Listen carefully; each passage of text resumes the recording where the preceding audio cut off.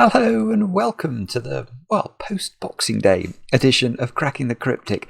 And we have got an absolutely beautiful looking puzzle for you today by the great Marty Sears. We featured Marty a lot, but there's no reason not to. If you've got one of the world's very best setters at the top of their game, then we have to go there. This is called, unsurprisingly perhaps, tinsel and baubles. Now, one of the interesting things about this puzzle is we've had it recommended a lot. We've also had a few emails from people who haven't been able to solve it, even though it only has 2 stars out of 5 for difficulty. Look, I did snip some comments. I'm trying to use OBS today to show you this. So let me try and show you the comments. I'm not used to how this software works quite yet, but you can see there's some people eulogizing about this, including brilliant solvers like Mixo, Juggler, Sudoku, or Sujoiku, I should say, all saying that this is a spectacular break-in. Lots of people doing it over their Christmas break as well, and why wouldn't you? Why wouldn't you? I hope you got to do some puzzles over Christmas. I hope that you've had a wonderful time with your friends and family, and that you're properly caloried up. If you're anything like me, you are properly caloried up. I have certainly done very well in terms of food this Christmas break. Anyway, we'll read the rules of this one, which are surprisingly normal, in a moment or two's time. But before that, let me look at my list of things to tell you about. I'll mention briefly that Mark and I are planning to stream on Monday evening. We're going to, of course, go back to the Blueprints Mansion, which is getting ever more exciting, it seems, every week. 10 p.m. UK time. Love to have your company if you're free. We have a brand new Sudoku hunt coming up from Pathera, no less, on the 1st of January over on Patreon, so do look out for that. Where are the months going? I don't know, and I know I'm behind with I've got to do a solve with last month's winner, and we've got to pick this month's winner, but I hope you'll forgive me. It's basically the reason I'm getting behind. It's 2 reasons. Firstly, Christmas, which is a big reason, but secondly, all my computer problems, which are still legion, I'm afraid. So you might have to bear with us for just a few more days, and perhaps even weeks, while we sort that out. But anyway, we are, I promise you, doing our best to soldier through and keep producing content in spite of reboots happening randomly. Anyway, I also need to catch up with some birthdays. Let me look at my list, which is this is a decent list today. We'll start off by wishing Letitia over there in Dallas, Texas, a very happy 35th birthday. I think this is today, so I don't think I am late with this one, which is good. Actually, should I wear my Christmas hat today? I should really. Why wouldn't I wear my Christmas hat on the 27th? That's totally remiss of me. What am I playing at? Right, sorry. Here we go.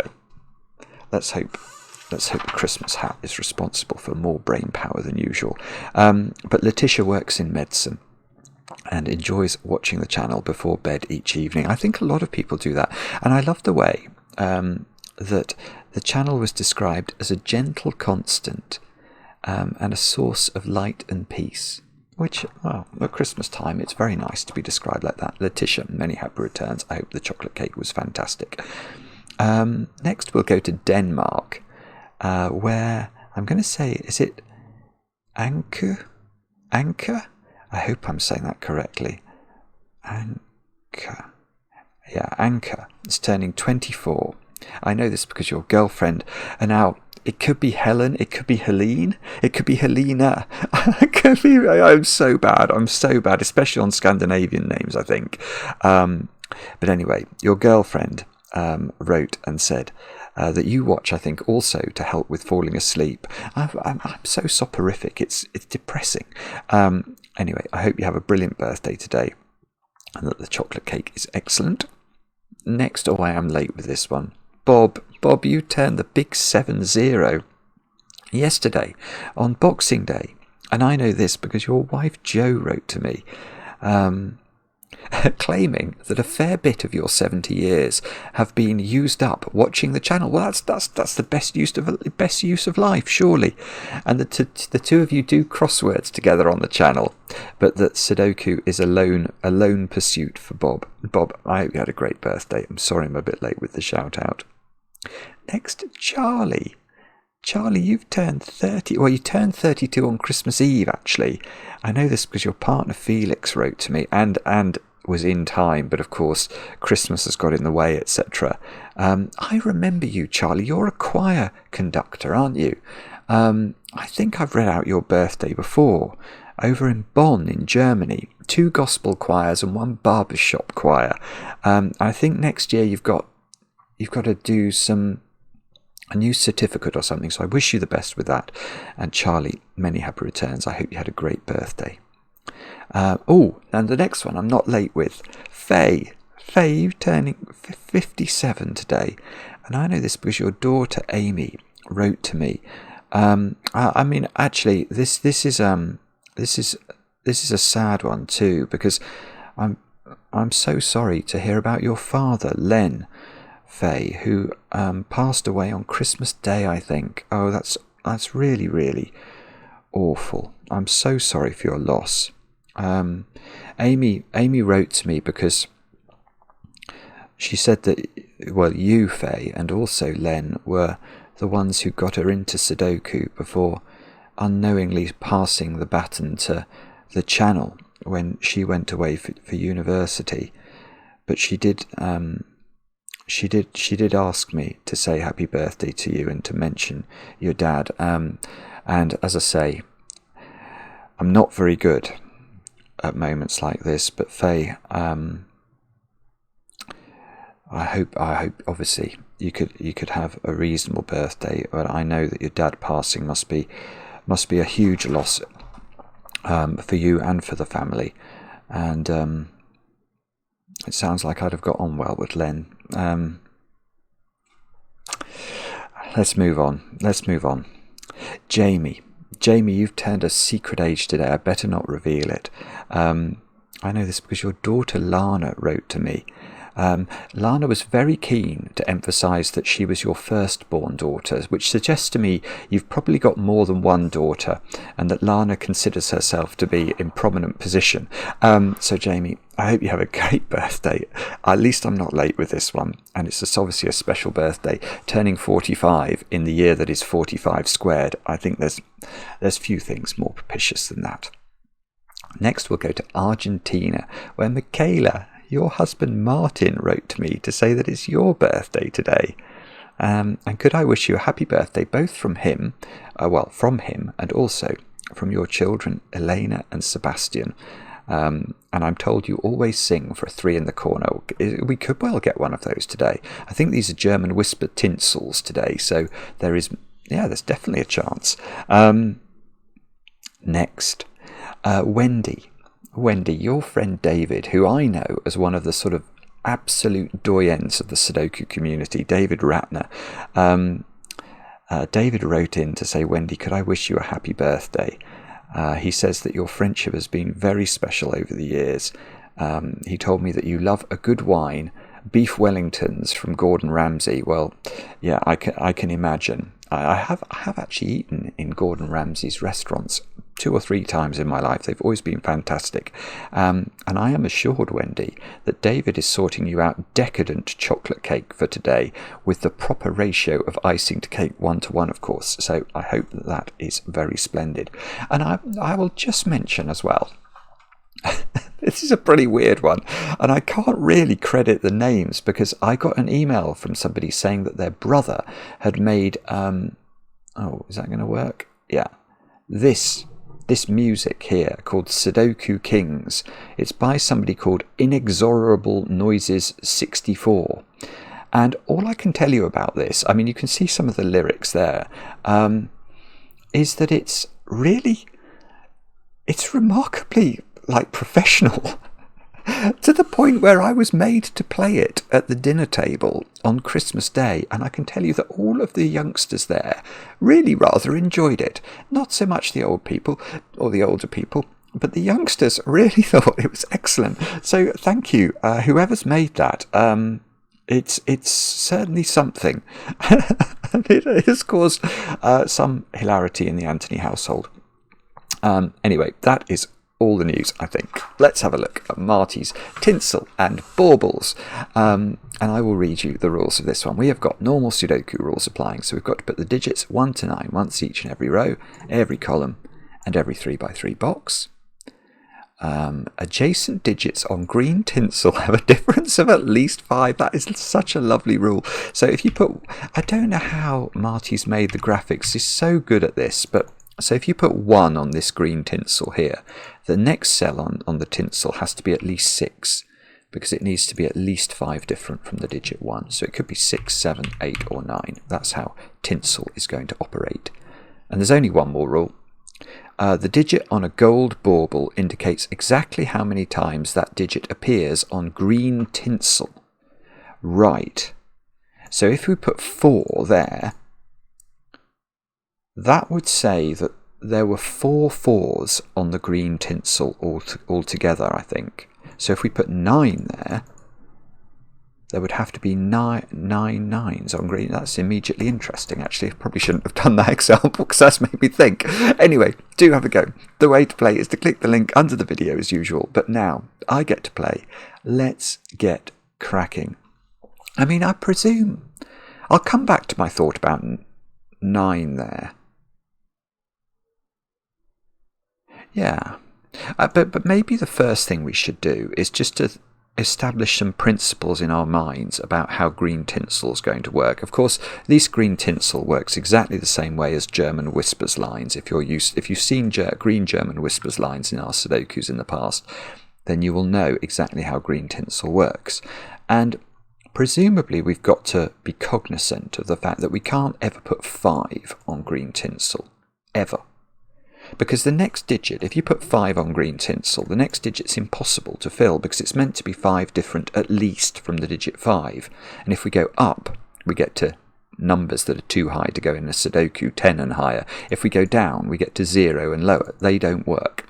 So no 5s live on tinsel. Okay, and what actually that means is that 5 has to be off baubles, doesn't it? Because if we put 5 on a bauble, I meant to put 5 5s on tinsel, and that's definitely impossible. So we can put 5 here in the middle box, and 5 there in box 4 then. If we can't put 5 in these 3 cells, and we can't put it on tinsel, it's got to go here. It's in one of 2 places in box 1. Bobbin. No, that's good. No, and 1 place in box 6. Just, again, I'm not sure how good I'm going to be at Sudoku today. I feel like I've had a bit of a break over Christmas. And it's funny how your brain sort of resets. Okay. Where's 5 in the top row? That's a very real question, actually. Not only a real one, but a reasonably good one. Because we said we can't put 5 on the tinsel, so it can't go in any of these cells, can it? That won't work. It can't go here by Sudoku, so 5 in the top row's got to go in row 1, column 1. Ooh, which nearly gets us a 5 in box 7. Now, 5's in boxes 2 and 8. Can't actually see how to do that. Okay, but let's go back to thinking about our tinsel. Because having established we can't put 5 on the tinsel, we can state that any digit we do put on the tinsel will have one of 2 properties. It'll either be below 5, it'll be a 1, 2, 3 or a 4, or it'll be above 5. And the crucial thing to get your head around when you're dealing with tinsel is that the next digit, the digit that's adjacent to the lower than 5 digit or the higher than 5 digit, must be different in terms of its property vis-a-vis 5. So if we do put a 6, 7, 8, 9 here, you can't put a 6, 7, 8, 9 next to it on the tinsel because these digits cannot be 5 apart. The most they can be apart is 3 if they were 6 and 9. So what this means is that there's going to be oscillation along the tinsels of higher than 5 and lower than 5. Now, the tricky thing is you don't know. Until we work out, for example, what this digit is, we won't know how this tinsel actually works. But perhaps the other thing we should be thinking about is 6s and 4s. 6s and 4s are going to be hard to put on tinsel. And that's because 6 and 4 are unusual. They're almost as unusual as 5 vis-a-vis tinsel. You can't put 5 on tinsel at all, but 6 and 4 are the next hardest digits to put on tinsel because they only have one valid neighbour. For example, this could never be a 6 because 6 can only be put next to 1 on tinsel, and that would break Sudoku. Same reason this couldn't be a 4 because that would cause this to be double 9. So if we do put 4 and 6 on tinsel, we're going to have to put them in very special places, probably at the ends of the lines, although that digit could be a 4 or a 6, I'm noticing now. Because if this was a 4, you could double 9 those two, and those two 9s don't see each other. So, okay, so maybe it's not that. Should we go back and think about 9 then? Because one thing I was wondering about... Yeah, I mean, I think this is Oh, hang on. Well, no, this is okay. It is true to say, I think, that we can't put 9 on a bauble. I think that's right. Because if we did put 9 on a bauble, we'd now be saying there were 9 9s on tinsel. But this Sudoku only has 9 9s in it. That is the nature of Sudoku. You can't repeat more than 1 9 in every row, and there are 9 rows. So there are 9 9s in the puzzle, and if I put a 9 in a bauble, I am axiomatically not putting it on tinsel. So the maximum number of 9s you could put on tinsel is 8, and that would break the rules. So I think we can put 9 in one of those cells. That feels reasonable, doesn't it? So, but that's... Okay, so now 9 is on tinsel. Hang on. So 9 is on oh yes, okay, so it can be on the tinsel if it's not in a bauble. It just isn't its own number of times, or isn't necessarily its own number of times on the tinsel. Because you can see in this box we're going to have to put the 9 on the tinsel somewhere.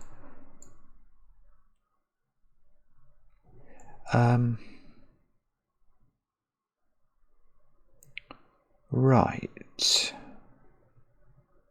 I'm not sure how to do this. Hang on, let me just mull this over. What is the... Okay. I think I've got something actually. My instinct here might be very, very wrong, so forgive me if it is, but I'm now going to claim that it must be very difficult to put 1, 2, 3 and 4 in the baubles.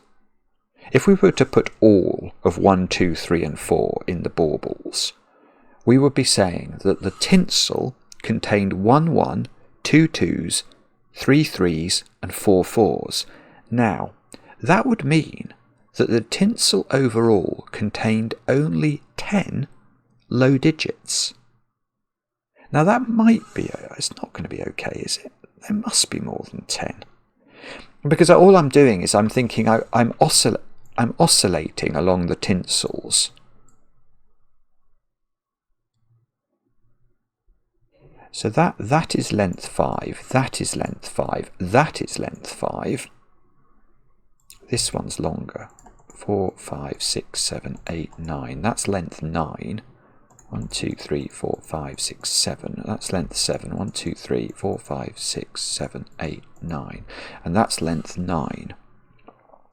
So, yeah. So right. So I think we're correct. We can't put 1, 2, 3 and 4 in the baubles then. Because, remembering that we're oscillating along the tinsels, imagine that we tried to put as few low digits along the tinsels as we possibly could. All of the tinsels are an odd length. So this is length 5, for example. So the way we put the least number of odd low digits on the tinsel would be to have this digit and this digit as low, this digit and this digit as low, this digit and this digit as low, i.e. these are the lower than 5 tinsel numbers. If we try to pack low digits or put as few low digits as possible onto the tinsels, then it would look like that, I'm going to claim. And you can see there's loads more. There's many more than 10 blue cells we've just highlighted there. There's a lot more than 10. I mean, the 2 9-cell tinsels have to have at least 4 low digits on each. So that's 8, 9, 10, 11, 12, 13, 14, 15, 16, 17. Yeah. So what that means is, I think it's going to matter for 7 and 8 actually, rather than the low digits. I'm not probably articulating this very clearly, but what my brain is now telling me, and naughty brain if it's wrong, is were we to put 1, 2, 3 and 4 on baubles, we would only have 10 low digits. 10 digits lower than 5 to populate these tinsels with. And we know there must be at least 17 low digits on the tinsels, so we mustn't do that. And that means that one of these, well,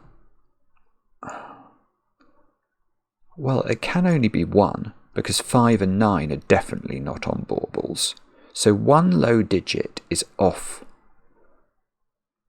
the baubles, which means that 7 and 8 are definitely, because that means these digits, I mean, if I was going to pencil mark it to death, I would make it look like this. There's a 9 and a 5, and one of the digits, 1, 2, 3 and 4 in there.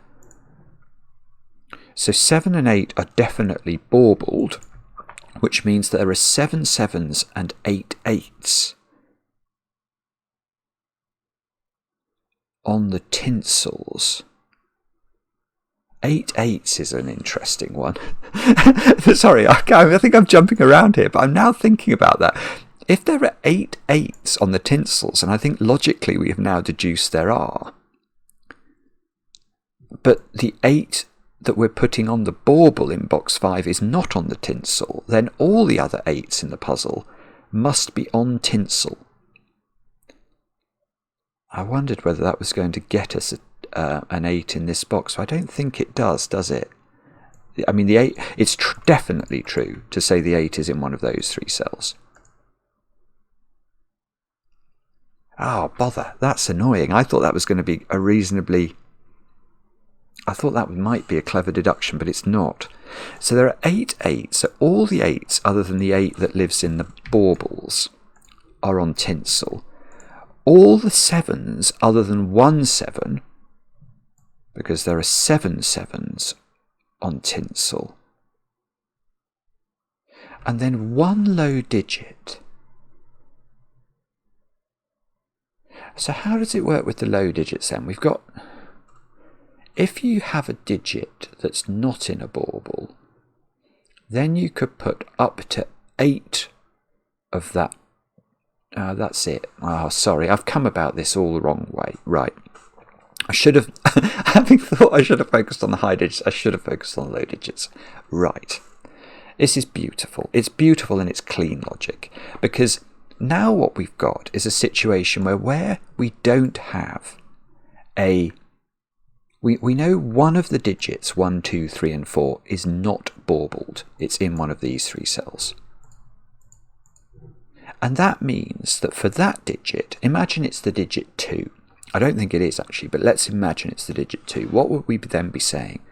We'd be saying, okay, well 2 is subject to no restriction on tinsels. We can put it on the tinsel as much as we like. But the most number of 2s we could put on the tinsel would be 8, because the 2 in this box is demonstrably not on the tinsel. So we could populate the blue squares, for example, if all of these blue squares were the low digits, we could populate these 17 cells with 8 2s, 4 4s, 3 3s, and a 1. Now, my maths tells me they only add up to 16, so that definitely does not work. We know we've got to somehow populate the tinsel with 17 low digits. So that combination where we leave 2 out and we put the 2 in there doesn't work at all. The only way it's going to work is if we put 1 in there. Why does that work? We get the maximum bang for our buck from the baubles, because the baubles now will allow us to put 2 2s, 3 3s and 4 4s on the tinsel. That's 9 low digits. We can then put 8 1s on the tinsel. That gets us to 17, and we know we have to get to at least 17. So we have found this beautiful equilibrium between baubles and tinsels, and there's no other way we can work it. Obviously, if we take 3 or 4 off the baubles, we're effectively replacing. Let's say we took 3 off the baubles. We're saying, I'm replacing it with the digit 1. We're losing 2 low digits from the tinsel, because the 3 is 3 on a bauble would be saying 3 3s on the baubles. 1 is saying 3 is be saying 3 3s on the tinsel. 1 would be saying 1 1 on the tinsel. Whereas we're only picking up the same number of 8 of the digit, whatever we put in these 3 cells. So the blue cells are low. That's what we've just learned. That's the only way it's going to work. The blue cells are low. 1 is in here. So this is a 1 5 9 triple. And okay, and we know the rest of these digits are 2, 3, 4, 7 and 8. I know that's an appalling pencil mark, but I just need to think about this for a second. And what else do we then know?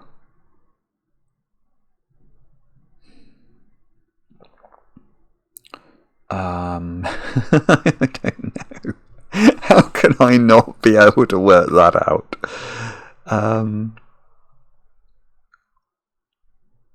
So there are a lot of 1s. There are 8 1s. Oh, I see. So it's that one. That's the key digit. Marty's so clever. How can people get to a 2-star rating for this? Okay, it might be 2 stars if you're a total genius at dealing with German whispers and baubles. But if you're not, it takes some thought. This, yeah. Because now what we've just said is that the 8 1s that are not the 1 in box 5 are all tinseled. But more than that, they're all in the blue tinsel cells, which are the low digits in the puzzle. So the 1 in this box needs to be on the tinsel and in a blue cell, so it has to be there. Which actually is going to give me a 1 here as well, and there. And there, because the 1 must be in a blue cell in box. And here, this is good actually. This is doing much better. So that's a 1. Oh, I see. You just get all the 1s. That's weird. That's weird and wonderful, but very. That was a Christmas present. We got the 1s. Right. Right. So what we should do now is think about 4s, I'm sure. Because, I can immediately see that can't be a 4. That one could be actually. But remember, we said before, 4s are very. Yeah, that can't be a 4. 4s are very difficult to put on these tinsel cells, and yet we have to put 4 4s on the tinsel. So, which one of these that can't be 4? That would cause double 9 here. That one can be. Unfortunately, I think that one can't be. So definite chance of a 3 in the corner there. This one could be. That one can't be. Oh, that one can't be. That one can't be. That one could be. So how many have we got that could be? 1, 2, 3, 4. That's perfect.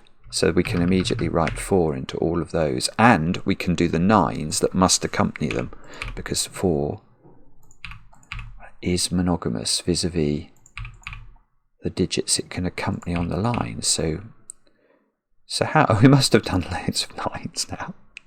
We have done 8 8, which means I can do the Sudoku associated with the 9th 9. Oh, this is brilliant. This is just beautiful. So,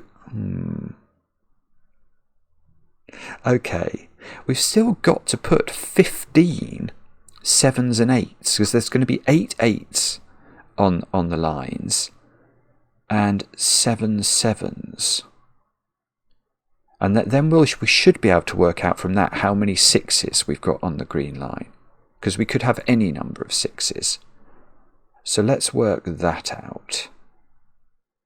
1, 2, 3, 4, 5, 6, 7, 8, 9, 10, 11, 12, 13. Oh, that's not good. I've made a mistake then, have I? That is not good at all. How have I done that wrong? Sorry, the reason I think I've made a mistake, that's my... sorry, that's a text message arriving on my... is that I didn't get to 15 on my tinsel, and I have to. There's got to be 8 8s and 7 7s. Have I put more than my allowed number of 9s in? No, that's 9 9s. It's very close then to having no 6s on the tinsel. But I think I've done something wrong. Right, let's do this slowly. 1, 2, 3, 4, 5, 6, 7, 8, 9, 10, 11, 12, 13, 14. Let's actually just highlight those. What on earth have I done wrong here? My maths... This is very odd. I don't understand. This was all going relatively logically. Oh, look, that one. Wow, I didn't see it. That's so weird, isn't it? But that's very good news. That's very good news for the solve, because that means that there are 15 orange cells left, so they have to all be 7s and 8s. And there are no 6s at all. Right, that's got to be it. So where do we put 6s? This has got to be a 6 in there. There are no 6s on tinsel, we've just learnt. This is now the 6s start to do work. No 6s on tinsel, so let's keep populating. No 6s on tinsel, that's very good. So that becomes a 6. That becomes a 6 by Sudoku. Box 7 is recalcitrant and difficult. It's that child at Christmas who's got overexcited and needs to go and sit in the corner calmly.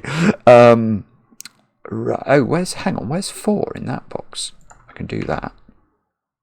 Actually, maybe it's 4s I should focus on. Yeah, look. No. Well, it went well. It went well briefly. These are not 4s anymore, so there is a 4. There's a 4 in one of those two, I believe. Let's double click the 4s. How many 4s have we got? The answer is some, but not... Oh, hang on. I can get another one. That's not a 4 because of this 4 pencil mark, so that gives me another 4. That digit is 2. Oh, I see. It's whatever that one isn't. Okay. Right. Oh, I know what we should do. There's going to be some play. Look at this digit here. This. Oh, that's bad. That's bad. That's terrible. Yeah, this digit in the corner is going to stop us singing, which some of you might think is a good thing. But if this was a 3, how would we populate the orange cells next to it on the tinsel? 3 would have to go next to the digits 8 and 9 to find digits that are sufficiently different. 7 is not 5 different from 3. But there is a 7 in one of those cells, so that corner digit, I'm afraid, is a 2. Which means that's a 3, that's a 2. That's a 2 by Sudoku now. So that must be a 2. Now, does that... Oh, so we get 2 coming out of all of these cells, which means 3 is in one of these cells, which means 3 is not in those cells anymore. Which means 3 in the row... 3 in row 6 is placed, I think.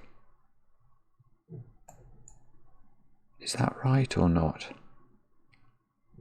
Looks right, doesn't it? I mean, logically it looks correct.